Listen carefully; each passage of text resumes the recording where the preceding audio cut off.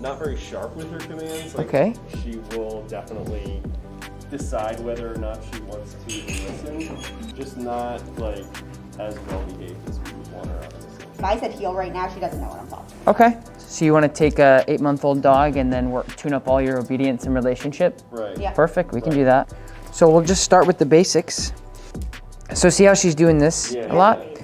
She hates it, right? So we'll probably just switch to a slip collar. That's totally good. Yep. So the slip collar works very similarly to this gentle leader. The only thing about the gentle leader is the dog constantly is doing that. Right. It's fine to use, nothing wrong with it at all. It's just like, Not the most effective tool. I think we can get a little better. And you can also see like, it almost covers up her eyes and she does this. And she's like, take this off. No worries at all. You know, whatever you guys are comfortable with too, you know? So this is just a slip. So all this does is it just slips like this. Right. Okay, good. So it applies the same pressure, except it's not on this pressure point. It's just right around her muscle on her head here. Right. So it gives you that power steering that you need. Okay. So, you know, when it comes to equipment, I never tell people what they have to do. I mean, if you came in here with a flat collar and you said, or a harness, you said, this is what I want to work on, I'd do it. Sure, no problem. I want your relationship with her to really be as organic as possible, just like, hey, do this. And so if you're wearing equipment, it doesn't really matter how much you have on her necessarily. It matters how much you're using it. With harnesses and gentle leaders, you're using it all the time. It's never decompressing. And with like prong collars, slip collars, whatever, they're rarely used after the dog understands the pressure, right? So the first thing I like to do is just teach the dog what leash pressure is, how to turn it on, how to turn it off, why it turns on, why it turns off. So what I'll do is, I'm not gonna bring out food, because with a golden, it's gonna be game over after that. I won't be able to know if she's listening to me or if she's just food, and I don't love that because then it kind of, yeah.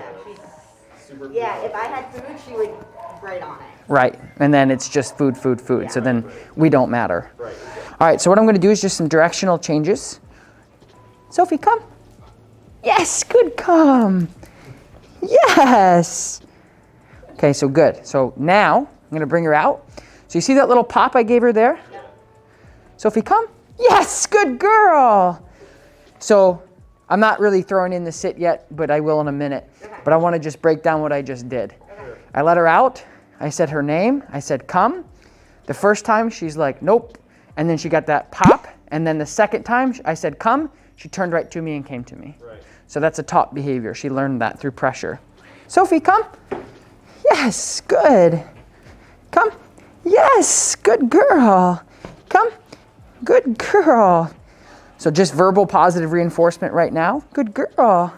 So now I'm going to even tighten that up a bit more with just the heel, because I feel like she's smart enough to understand that pressure.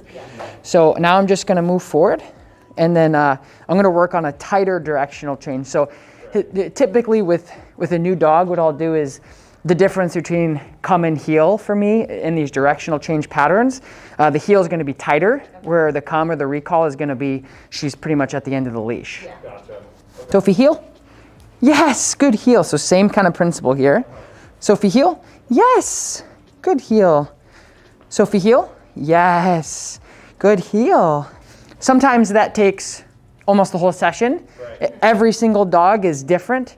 Every single case that we do is different. So now what I'm going to do is, okay, that looks really great. She's doing a fantastic job. She's absolutely lovely. She's beautiful. She's fun to work with.